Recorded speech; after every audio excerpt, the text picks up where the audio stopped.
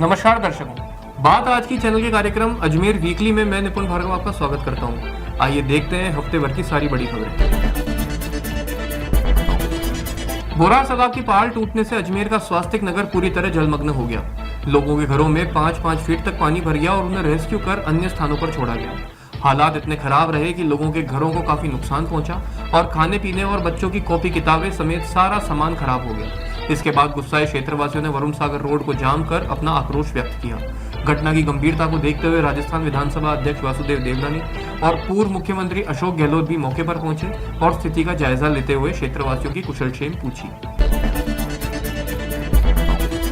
अजमेर में तालाबों की सुरक्षा पर सवाल गिराते जा रहे हैं। स्वास्तिक नगर में बोरार तालाब की पाल टूटने के बाद कल काकड़दा तालाब भी ओवरफ्लो हो गया, जिसने नए खतरे के संकेत दिए। बुढ़ाबाई रसूलपुरा रोड पर पाल पर दबाव बढ़ने से ग्रामीणों में दहशत है। लोगों का कहना है कि अगर समय रहते मरम्मत और सुरक्षा के कदम नहीं उठाए गए तो स्वास्तिक नगर की तरह यहाँ भी कभी भी बड़ी त्रासदी हो सकती है। आनासागर झील में नालों का गंदा पानी छोड़े जाने को लेकर एनजीटी ने बड़ा फैसला सुनाया। एनजीटी ने अजमेर नगर निगम पर 38,75,70,000 रुपए का जुर्माना लगाया है, जिसे 60 दिन में जमा करना होगा, वरना हर महीने 1.5% अतिरिक्त पेनल्टी देनी पड़ेगी। दरअसल मार्च 2023 में भारतीय पब्लिक लेबर पार्टी के बाबूलाल साहू ने झील में प्रदूषण की शिकायत की थी। निगम ने दावा किया कि सभी नाले पैक कर दिए गए हैं, लेकिन 30 जुलाई को संयुक्त निरीक्षण में पता चला कि अब भी 13 नाले सीधे झील में गिर रहे हैं। रिपोर्ट सामने आने के बाद एनजीटी ने नगर निगम की गंभीर लापरवाही मानते हुए यह कार्रवाई की। विशेषज्ञों का मानना है कि यह फैसला न सिर्फ पर्यावरण संरक्षण की दिशा में अहम है, बल्कि स्थानीय निकायों के लिए कड़ा संदेश भी है कि प्रदूषण नियंत्रण की अनदेखी अब भारी पड़ेगी। जीएसटी परिषद की 56वीं बैठक में एक बड़ा ऐतिहासिक फैसला हुआ। अब 22 सितंबर से जीएसटी के सिर्फ 2 ही स्लैब रहेंगे, 5% और 18%। सबसे अहम राहत ये है कि जीवन और स्वास्थ्य बीमा पॉलिसीज पर अब जीएसटी पूरी तरह समाप्त कर दिया गया है। पहले इन पर 18% टैक्स लगता था। वित्त मंत्री निर्मला सीतारमण ने कहा कि यह कदम आम जनता को सीधी राहत देगा और बीमा को सुलभ बनाएगा। इस फैसले के पीछे अखिल भारतीय बीमा कर्मचारी संघ का 2004 से चला आ रहा संघर्ष है, जिसने लगातार विरोध और लाखों पॉलिसी धारकों के हस्ताक्षर जुटाकर सरकार तक अपनी बात पहुंचाई। संगठन के नेताओं ने इसे ऐतिहासिक जीत बताया और कहा कि जीवन की अनिश्चितताओं पर टैक्स लगाना अन्याय था। अब यह अन्याय खत्म हुआ है। अजमेर का राम सेतु एलिवेटेड रोड एक बार फिर विवादों में है। पूर्व विधायक डॉक्टर राजकुमार जयपाल समेत 3 लोगों की जनहित याचिका पर सुनवाई करते हुए अदालत ने जिला प्रशासन, कलेक्टर और स्मार्ट सिटी अजमेर के सीईओ को 21 दिन में हलफनामे के साथ अब तक की कार्रवाई की रिपोर्ट पेश करने का आदेश दिया है। करीब 270 करोड़ की लागत से बने इस रोड पर घटिया निर्माण और भ्रष्टाचार के आरोप लगे हैं। 2 माह पहले हुई बारिश में रोड पर गहरा गड्ढा बनने के बाद इसे बंद करना पड़ा था, तभी से इसकी गुणवत्ता पर सवाल खड़े हुए हैं। अदालत पहले इसे बंद करने का आदेश दे चुकी है, बाद में खोलने की अनुमति दी गई, लेकिन सुरक्षा इंतजाम पुख्ता करने को कहा गया। अब इस मामले की अगली सुनवाई 24 सितंबर को होगी। अजमेर विधानसभा अध्यक्ष वासुदेव देवनानी ने काजीपुरा स्थित भैरव घाटी में प्रस्तावित लेपर्ड सफारी परियोजना का निरीक्षण किया। उन्होंने टिकट खिड़की, रेस्ट पॉइंट्स और अन्य सुविधाओं की तैयारियों का जायजा लिया और बताया कि इस महीने परियोजना का शिलान्यास होगा तथा अगले 1.5 साल में यह आमजन के लिए शुरू हो जाएगी। लगभग 19 करोड़ की लागत से बनने वाली इस परियोजना में शुरुआती चरण में 6 करोड़ से काम शुरू होगा, जिसमें 7.5 किलोमीटर पुराने ट्रैक का पुनर्निर्माण और 11.5 किलोमीटर नए ट्रैक का निर्माण शामिल है। देवनानी ने बताया कि अजमेर के लिए करीब 40 परियोजनाएं प्रस्तावित हैं, जिनमें लेपर्ड सफारी, साइंस पार्क और वरुण सागर सौंदर्यकरण जैसी योजनाएं पर्यटन को नई ऊंचाइयों पर ले जाएंगी।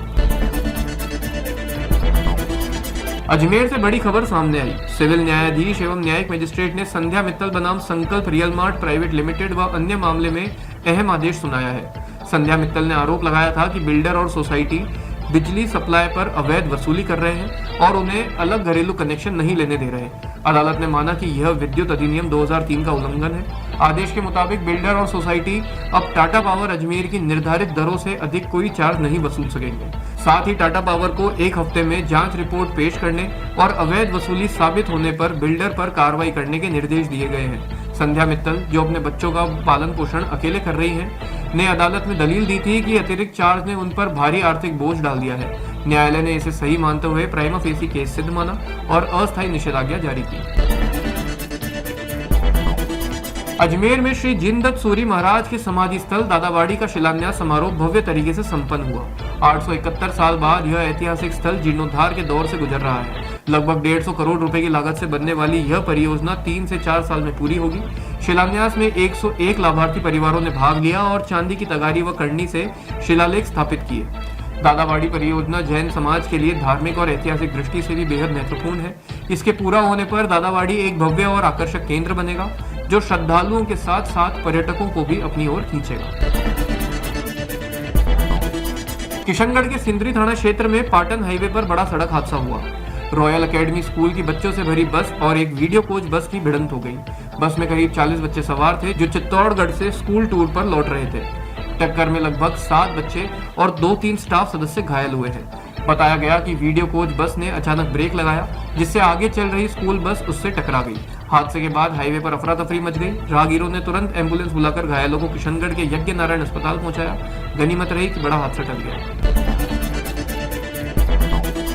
अजमेर जीआरपी थाना ने विवाह के नाम पर 4.5 लाख रुपए की ठगी करने वाले 3 आरोपियों को गिरफ्तार किया। परिवादी शोभालाल माली ने शिकायत दी थी कि उदयपुर निवासी अनिल जैन ने उसके बेटे की शादी का प्रस्ताव रखकर लड़की को गरीब बताते हुए आर्थिक मदद मांगी।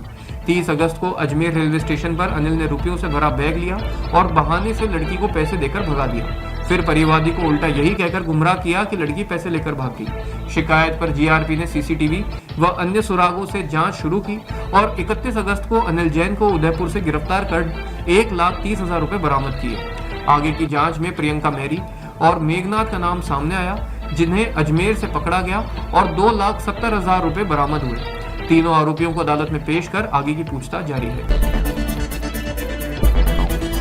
अजमेर में ज्वेलर से लूट की वारदात ने हड़कंप मचा दिया। गेगल थाना क्षेत्र में 2 बाइक सवार बदमाशों ने चलती गाड़ी पर हमला कर व्यापारी उमेश सोनी से सोना, चांदी और नकदी लूट ली। व्यापारी दुकान बंद कर लौट रहे थे, तभी बदमाशों ने लकड़ी से कार पर वार कर बैग और मोबाइल छीन लिया। बैग में 25 ग्राम सोने का हार, 30 ग्राम फाइन गोल्ड, 125 ग्राम चांदी, 3,000 रुपए नकद और अहम दस्तावेज थे। हमले में उमेश सोनी गंभीर रूप से घायल हुए, जबकि आरोपी फरार हो गए। अजमेर से एक हैरान करने वाला मामला सामने आया। शादी के महज 1 महीने बाद दुल्हन घर से जेवर और नकदी लेकर फरार हो गई। भिनाय थाना क्षेत्र में दर्ज शिकायत के मुताबिक दुल्हन रिंकी उर्फ रिंकू करीब 3 लाख के सोने चांदी के गहने और 50,000 रुपए नकद लेकर गायब हो गई।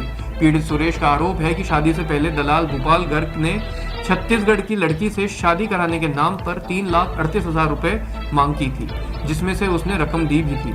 शादी के बाद कुछ समय तक सब सामान्य रहा, लेकिन अचानक दुल्हन फरार हो गई। जब सुरेश ने दलाल से संपर्क किया तो पहले तो उसे आश्वासन मिला, लेकिन बाद में दलाल ने और पैसे मांगे और धमकी दी कि पैसे नहीं दिए तो झूठे मुकदमे में फंसा देगा।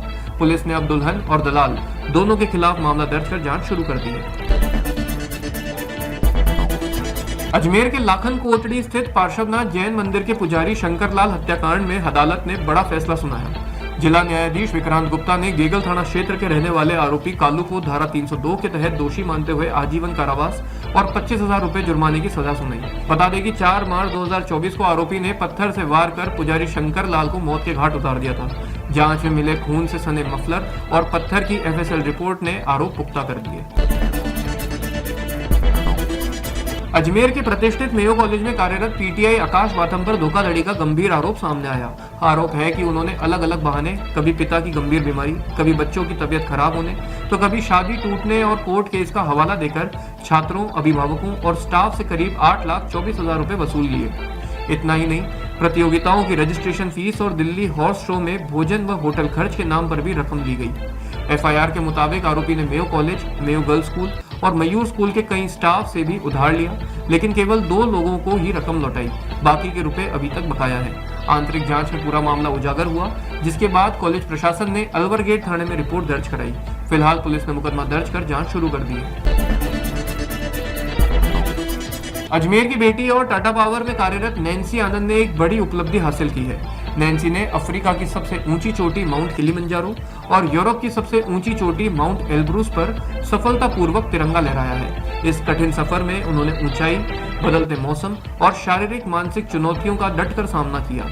नैन्सी का कहना है कि उनकी सफलता का श्रेय वे अपने माता पिता और टाटा पावर को देती हैं। निसंदेह नैन्सी की यह कामयाबी न सिर्फ महिला सशक्तिकरण की मिसाल बनी है, बल्कि हर उस युवा के लिए प्रेरणा है जो कठिनाइयों को जीतकर अपने सपनों को साकार करना चाहता है।